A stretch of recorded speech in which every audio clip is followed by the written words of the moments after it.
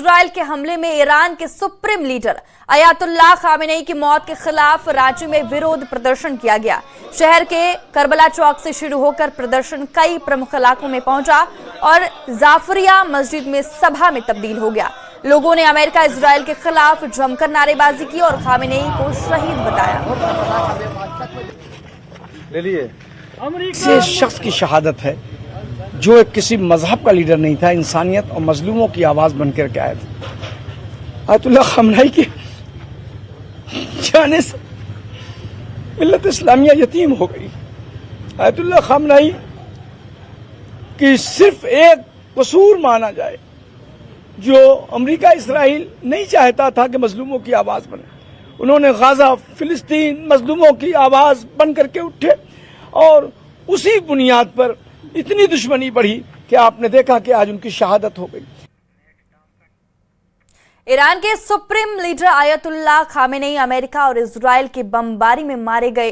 इसके विरोध में जमशेदपुर के मुस्लिम समुदाय ने कैंडल मार्च निकालकर हमले का विरोध किया। लोगों ने कहा कि भारत और ईरान का बहुत पुराना रिश्ता है और खामेनेई के पूर्वज उत्तर प्रदेश से ही थे।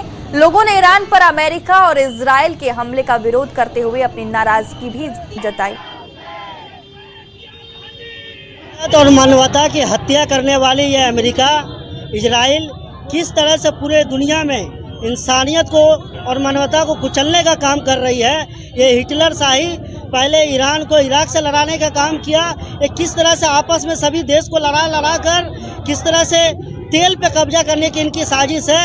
सबसे बड़े इस्लामिक लीडर खमेनी साहब को शहीद कर देता है। इसकी हम तीव्र भर्त्सना करते हैं, निंदा करते हैं और हम भारतीयों को और भी ज्यादा दुख है क्योंकि खमेनी साहब हमारे हिंदुस्तान के थे, उनके पूर्वज उत्तर प्रदेश के थे। अमेरिका डोनाल्ड ट्रंप को खुदा की लानत होगी, इजराइल पर खुदा का अज़ाब नाज़िल होगा, हम ये कहना चाहते हैं।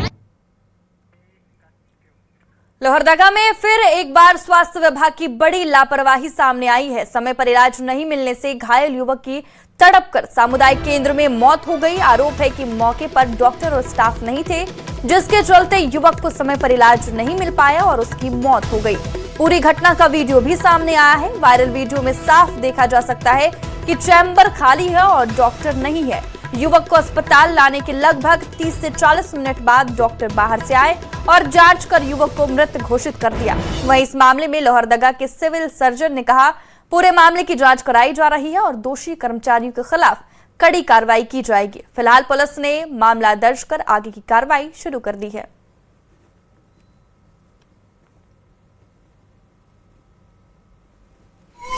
इनका स्वास्थ्य विभाग में घोर लापरवाही है। भंडरा में इनका सही समय में इलाज नहीं होने के कारण इनका मृत्यु हो गया, ब्लड अधिक बह गया।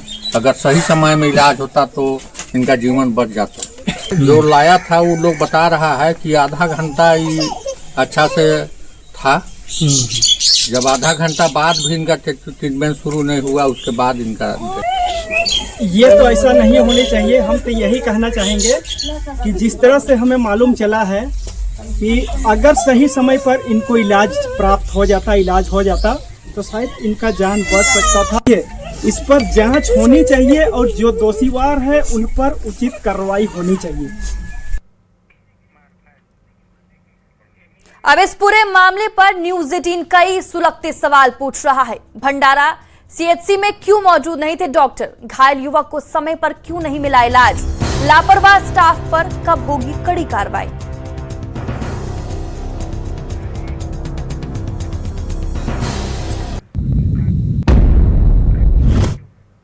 धनबाद में नगर निकाय चुनाव में बागी नेताओं की जीत के बाद अब बीजेपी नेताओं के सुर बदलने लगे हैं। बीजेपी विजयी बागी नेताओं की पार्टी घर वापसी में जुट गई है। चिरकुंडा नगर परिषद अध्यक्ष पद के लिए बीजेपी ने बरनाली बाउरी को समर्थन दिया था, जिससे नाराज होकर सुनीता देवी ने बागी उम्मीदवार के रूप में चुनाव लड़कर जीत हासिल की थी। अब सुनीता देवी को जीत के बाद बीजेपी ग्रामीण अध्यक्ष और दूसरे नेताओं ने बधाई दी है और सम्मानित करते हुए पार्टी में वापसी कराई। वहीं चिरकुंडा नगर परिषद की नवनिर्वाचित अध्यक्ष सुनीता देवी ने कहा कि बीजेपी उनका परिवार है और परिवार में कुछ अनबन हुई थी, लेकिन वो आगे भी बीजेपी परिवार की सदस्य बनी रहेंगी। सम्मानित करने का, उसके द्वारा हम लोग सम्मानित करने का काम किए हैं। तो इससे स्पष्ट है कि जो हम लोग उनको भाजपा परिवार में ला रहे हैं, चूँकि इनका भी इच्छा था, क्योंकि पार्टी के प्रदेश नेतृत्व का ये मानना था कि इनका इच्छा था और इनके इच्छा से ही यहाँ पर हुआ है। इनको कोई प्रेशर नहीं दिया गया है। इन्होंने कहा कि मैं भाजपा परिवार से हूँ और भाजपा परिवार के अंदर ही मुझे रहना है। भाजपा तो पहले मेरे अपने भाजपा के हम पार्टी से जुड़े हुए थे और भाजपा मेरा परिवार था, ठीक है। इसलिए भाजपा का तो सर आंखों पर बैठाते हैं और जो मैं घर वापसी आए हैं सब, उनका मेरे घर में तो स्वागत है। धनबाद नगर निगम के नए मेयर के रूप में संजीव सिंह चुन लिए गए हैं। निगम चुनाव जीतने के बाद सिंह मेंशन में बधाई देने समर्थकों के साथ खास लोगों का पहुंचना जारी है।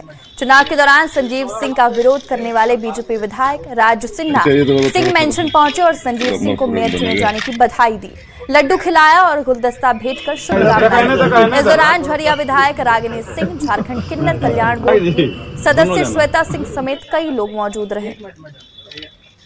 समर्थित उम्मीदवार के रूप में, प्रत्याशी के रूप में खड़े थे और जनता ने यह तय कर चुका था कि उनका मेयर कौन होगा। रिजल्ट आपके सामने।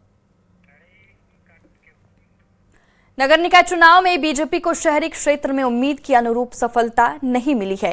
इसको लेकर चर्चा और सियासत काफी तेज हो चली है। न्यूज 18 से खास बातचीत में बीजेपी विधायक सीपी सिंह ने साफ कहा कि प्रदेश स्तर के नेताओं ने उम्मीदवारों के समर्थन को लेकर बड़ी चूक की है। उन्होंने कहा कि सही उम्मीदवार को समर्थन नहीं देने की वजह से बीजेपी समर्थक वोट में बिखराव हुआ और शहरी क्षेत्र में हार मिली। 7 बार के विधायक सीपी सिंह ने इशारों में प्रदेश स्तर के नेताओं पर भी निशाना साधा। सीपी सिंह से बात की हमारे संवाददाता संजय कुमार सिन्हा ने। निकाय चुनाव में भले ही रांची में जीत मिली हो, लेकिन पार्टी के हाथ से क्या शहरी क्षेत्र निकल रहे हैं? देखिए, पार्टी के हाथ से शहरी क्षेत्र निकल नहीं रहे, बल्कि जो मुझे समझ में आया कि कहीं ना कहीं समर्थन करने में, समर्थित प्रत्याशी खड़ा करने में कहीं ना कहीं चूक हुई होगी और जिसी का दुष्परिणाम है कि कई जगह से भारतीय जनता पार्टी समर्थित उम्मीदवार हार गए। अब बागी जीते और बागी जीते। अब या कहिए कि जो खड़ा हुए, बागी तो शब्द का प्रयोग मैं इसलिए नहीं करूँगा कि भाई उन्हें लग रहा था कि मैं जीतूँगा तो खड़ा होगा। मेरा ये कहना है कि इसके पीछे रीजन भी कई हैं। एक तो यूनिवर्सल ट्रूथ है कि भाई मुसलमान और ईसाई का वोट भारतीय जनता पार्टी को नहीं मिलेगा, न मिलता है और आगे भी नहीं मिलेगा। इसलिए मैंने यूनिवर्सल ट्रूथ शब्द का प्रयोग किया है। वैसी स्थिति में जो हमारे समर्थक वोटर हैं, उस वोट में बिखराव हो जाता है, जिसका परिणाम यह निकलता है कि दूसरे लोग चुनाव जीत जाते हैं। समर्थन देने में चूक हो गई, तो वैसी स्थिति में क्या माना जाए कि वास्तव में वो लेवल क्या था, वो स्तर कहाँ था पार्टी का, ये चेहरा पहचानने में चूक हो गई? वो लेवल भैया देखिए, दुनिया जानती है कि भाई लोकतांत्रिक व्यवस्था के तहत तो सारी चीज़ें प्रदेश स्तर से तय होती है। हम लोग तो कर्तव्यों का पालन करते हैं, बाद बाकी देना और किसको देना किसको नहीं देना ये प्रदेश नेतृत्व का काम है। कुल मिलाकर सीपी सिंह ये कह रहे हैं कि जहां जहां भी उन्हें जिम्मेदारी मिली है, चाहे विधानसभा चुनाव की बात हो या मेयर चुनाव की बात हो, उन्होंने अपनी जिम्मेदारी निभाई है। लेकिन ये बड़ा सवाल प्रदेश स्तर के नेताओं पर छोड़कर जा रहे हैं। संजय कुमार सिन्हा, न्यूज 18, रांची। चाईबासा के सारंडा में अपना अंतिम दुर्ग बचाने में जुटे नक्सलियों पर सुरक्षा बलों की दबिश बढ़ती जा रही है। हताश और निराश नक्सली अपना वजूद बचाने के लिए जमीन के नीचे प्लांट आईईडी विस्फोट के जरिए सुरक्षा बलों के जवानों को निशाना बना रहे हैं। सारंडा में आईईडी ब्लास्ट में असिस्टेंट कमांडेंट के साथ 2 जवान भी घायल हो गए। चॉपर से जवानों को रांची लाया गया, जहां उनका राज अस्पताल में इलाज जारी है। मुठभेड़ में कई नक्सली भी मारे गए हैं, लेकिन उनकी बॉडी अभी तक नहीं मिल सकी है। पूरी खबर इस रिपोर्ट में।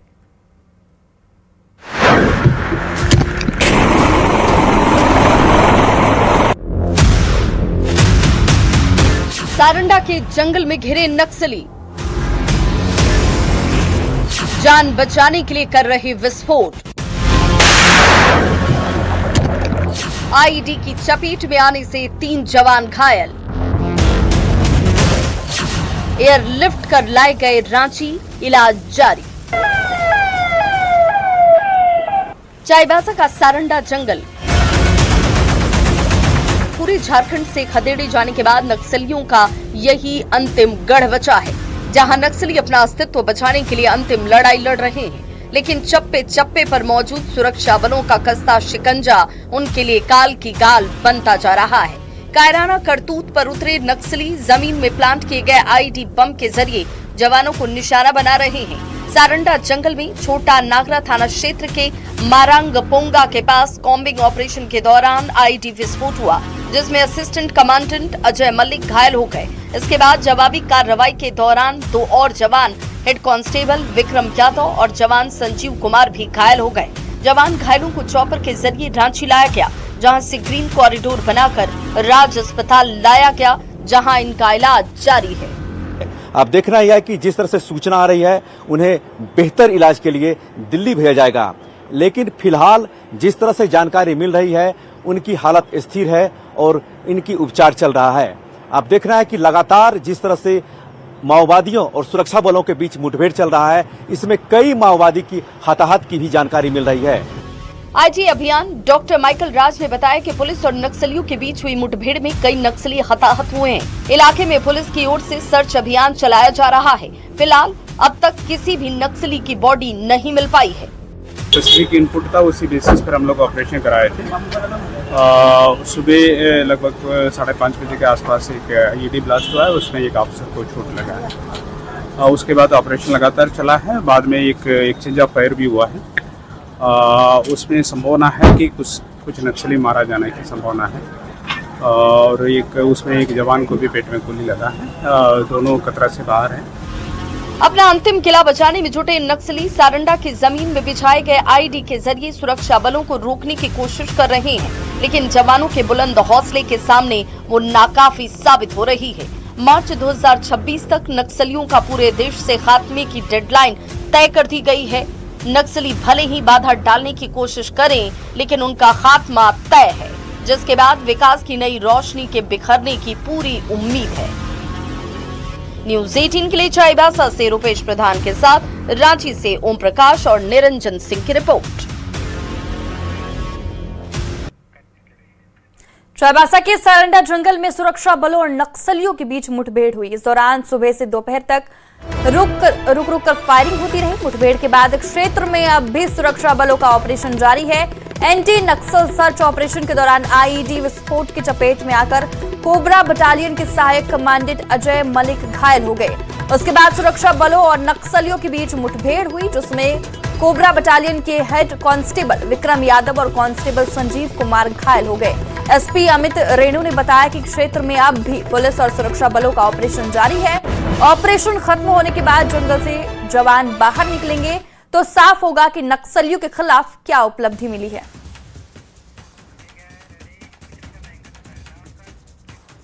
खबर लातेहार से है, जहां महुआडांड थाना क्षेत्र में एक नाबालिग के साथ सामूहिक दुष्कर्म का मामला सामने आया है। दरअसल महुआडांड थाना क्षेत्र की रहने वाली एक लड़की गांव में एक शादी समारोह में आई थी। इसी थाना क्षेत्र के 5 लड़के भी बाराती के रूप में शादी समारोह में गए थे। 5 आरोपियों ने नाबालिग लड़की को अगवा कर लिया और जंगल में ले जाकर उसके साथ सामूहिक दुष्कर्म की घटना को अंजाम दिया और मौके से फरार हो गया। पुलिस ने कार्रवाई करते हुए सभी 5 आरोपियों को गिरफ्तार कर लिया है। आरोपियों में 3 नाबालिग लड़के भी शामिल है। दोनों बालिग आरोपियों को गिरफ्तार कर जेल भेजा गया, जबकि नाबालिग आरोपियों को बाल सुधार गृह भेजा जा रहा है। लड़की को जबरदस्ती जंगल के किनारे ले गया और जबरन जो सो बारी बारी से सभी लोगों ने बलात्कार किए। इस संबंध में जो सो पीड़िता की माता के द्वारा कल शाम को आवेदन लेकर के सूचित किए, जिसके आधार पर प्राथमिकी दर्ज करते हुए और तुरंत घटना को संज्ञान में लेते हुए वरीय पदाधिकारी को सूचित करते हुए जो निर्देशानुसार छापामारी करके सभी लोगों को जो है सो 2 लोगों को गिरफ्तार किया गया है। खबर रामगढ़ से है, जहां 1976 में बना केसीसी हाई स्कूल अपनी 50वीं वर्षगांठ मना रहा है। वर्षगांठ समारोह में सीसीएल के सीएमडी समेत बड़कागांव के पूर्व विधायक और बेगूसराय के पूर्व सांसद रमेंद्र कुमार समेत सैकड़ों पूर्ववर्ती छात्र छात्रा बड़ी संख्या में शामिल हुए।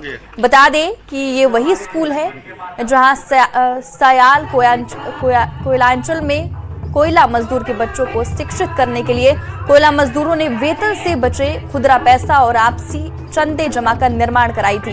50 सालों के दौरान इस घटना से इस विद्यालय से 15,000 से अधिक छात्र शिक्षित होकर निकल चुके हैं। ये विद्यालय टीचिंग ग्रांट के चलते जो पैसे आते थे उससे इस बिल्डिंग का निर्माण हुआ। शुरू में तो स्कूल सरकारी नहीं था, निजी था, तो शिक्षकों का वेतन भी दिया गया। और मैं आपसे कहना चाहता हूं कि ये खुदरा पैसा का महत्व इतना हो गया कि खुदरा पैसा कोल इंडिया में ये अकेला स्कीम था, उससे से शुरू हुआ। उसके बाद इस तरह से एक बछड़ा में हाई स्कूल बना, शिरका में बना और कई एक जगह हाई स्कूल बने। एक खुदरा का महत्व है और एक अपने आप में एक मिसाल है। कभी कभी यदि आप शुरुआती दौर पे इसको सोचते हैं कि जो सज्जन ने इसको सोचा, जैसा आपने बताया माननीय रमेंद्र कुमार जी, जो हम लोगों के भी सीसीएल में काफ़ी दिन से हैं और अभिभावक स्वरूप हैं, इनकी सोच एक रही थी कि ये जो खुजरा पैसा है 5 नया 10 नया पैसा, उससे एक इतने बड़े स्कूल का निर्माण करना और एक विद्या का वो स्थल लाना जहाँ से बहुत सारे विद्यार्थी निकलेंगे। पढ़ाई, एजुकेशन एक ऐसा विषय है जिससे कोई भी देश जो है वो आने वाले साल में निर्मित होता है। तो ये एक बहुत बड़ी सोच रही है। इस वक्त मैं मौजूद हूँ रामगढ़ जिले के अति सुदूरवर्ती कोयलांचल के सियाल में। दरअसल ये जो बिल्डिंग आप देख रहे हैं, कोयला मजदूरों के आपसी चंदे से 1976 में बनाया गया था। आज इसका 50 साल पूरा हो गया है। और बताना चाहेंगे कि उस समय यहाँ पर विद्यालय नहीं था, तो कोयला मजदूरों ने आपसी चंदा किया और यहाँ पर विद्यालय का निर्माण कराया, जो कोल इंडिया के इतिहास में पहला एक एग्जाम्पल है, जो यहाँ पर कोयला मजदूरों ने आपसी चंदे से विद्यालय को बनाया। टीचर हूँ हाई स्कूल में और मेरी पोस्टिंग है अभी अपर बाजार मारवाड़ी स्कूल रांची। आप यहाँ से पढ़े, गर्वान्वित? जी बिल्कुल बिल्कुल, बहुत ही गर्वान्वित महसूस कि मजदूरों ने आपसी चंदे से इस विद्यालय को बनवाया। बिल्कुल, मैं 95 बैच से मैट्रिक हूँ यहाँ पर। ये आज KKC+2 उच्च विद्यालय का 50वीं वर्षगांठ है और बहुत गौरवान्वित होकर मैं बोल रहा हूँ कि हमारे पूर्वजों का जो खुदरा पैसा था उससे स्थापित की गई है और इसी विद्यालय से मैं पढ़ के निकला हूं और अपने आप को आज मैं जो भी हूँ इसी विद्यालय के चलते हूँ। बहुत ही गर्व की बात है कि 50 साल के बाद हम इस मंच पे आकर के बहुत अच्छा फील कर रहे हैं। लग रहा है कि फिर से हम यहाँ पर लौट के आए, फिर से पढ़े। हम ये स्कूल से जाने के बाद ये पता नहीं था कि इस स्कूल में आएंगे। खास करके जो पुराने छात्र हैं जो 1976 से अब तक पढ़ाई कर रहे थे यहाँ पर, वो सभी लोग आए हैं, पुरानी यादों को ताज़ा कर रहे हैं। खासकर ये विद्यालय जो है कोयला मजदूरों का एक धरोहर है, जहाँ पर बच्चे पढ़ करके आज देश विदेश में स्थापित हैं। जावेद खान, न्यूज़ 18 रामगढ़। नगर निकाय चुनाव की शोर थमते ही धनबाद कोयलांचल में अब होली का रंग चढ़ने लगा है। बीजेपी विधायक राजू सिन्हा ने शहर के न्यू टाउन हॉल में होली मिलन समारोह का आयोजन किया। कार्यक्रम में फगुआ गीतों की धुन पर विधायक राज सिन्हा जमकर झूमे। पारंपरिक होली गीतों के बीच मौजूद लोगों ने एक दूसरे को अबीर गुलाल लगाकर होली की खुशियां साझा की। समारोह में बड़ी संख्या में कार्यकर्ता, समर्थक और शहरवासी शामिल हुए। इस अवसर पर विधायक राज सिन्हा ने लोगों को होली की शुभकामनाएं देते हुए शांतिपूर्ण और हर्षोल्लास के साथ त्योहार मनाने की अपील की।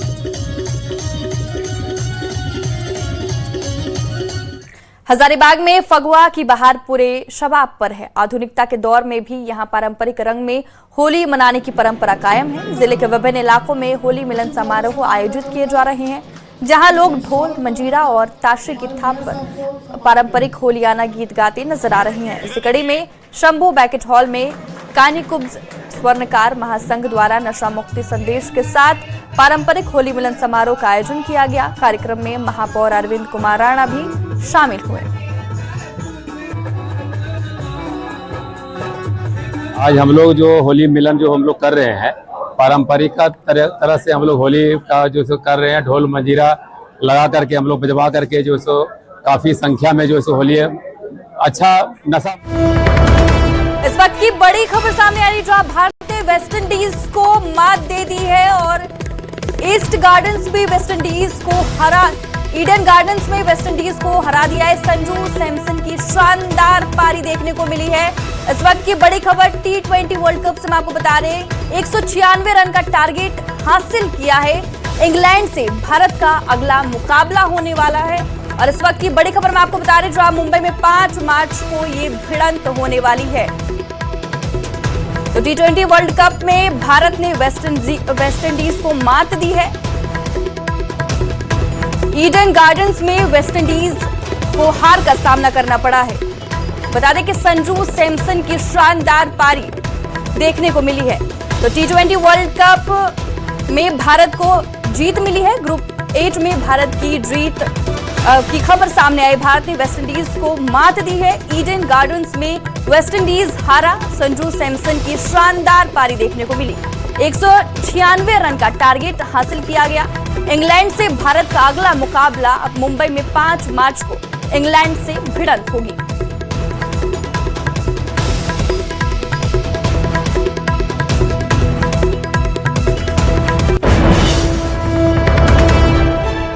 तो देखिए भारत ने वेस्ट इंडीज को मात दे दी है। ये बड़ी खबर मैं आपको दिखा रहे हैं जहां ईडन गार्डन्स में वेस्ट इंडीज को ये हार का सामना करना पड़ा है। संजू सैमसन की शानदार पारी देखने को मिली है और T20 वर्ल्ड कप में आज जो भारत की जीत हुई है 196। इंग्लैंड से भारत का अगला मुकाबला होने वाला है 5 मार्च को और ये मुकाबला मुंबई में होने वाला है। तो देखिए इस वक्त की बड़ी खबर मैं आपको बता रहे हैं जहां भारत ने इंग्लैंड वेस्ट इंडीज को मात दी है। ये तस्वीरें हम आपको दिखा रहे हैं ईडन गार्डन्स से लाइव तस्वीरें हम आपको दिखा रहे हैं जहां पर देखिए संजू सैमसन की शानदार पारी देखने को मिली है और 196 रन का टारगेट हासिल किया है भारत ने। ये तस्वीर हम आपको सीधे दिखा रहे हैं। ग्रुप एच में भारत की जीत का शानदार प्रदर्शन आज देखने को मिला है। तो भारत ने वेस्ट इंडीज को आज शिकस्त दिया है जहां ईडन गार्डन्स में वेस्ट इंडीज को हार का सामना करना पड़ा।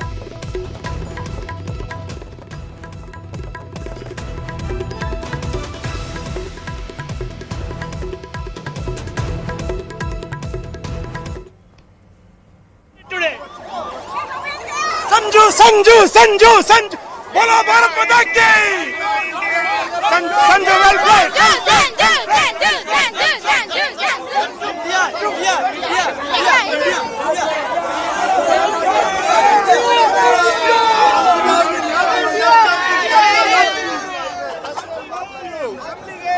Calcutta loves you, man. Sanju, you're a hero. You're a hero. You're a hero.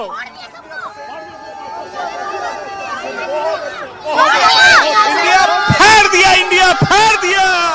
India फाड़ दिया। संजू ने फाड़ दिया, निकाल दिया जीत। अच्छा मैच खेला हमारा संजू, हमारा इंडिया महान। Super super. क्या बोलोगे संजू के बारे में? संजू बहुत अच्छा। India India India Vande Mataram. जय हो जय हो। Sanju Samson was really a very good player. ऐसा मैच नहीं देखा, ऐसा मैच नहीं देखा, ऐसा मैच नहीं देखा। क्या मैच था। Super hero hero hero. बहुत अच्छा गेम खेला, नहीं तो अगर ये गेम अगर अच्छा नहीं खेलता तो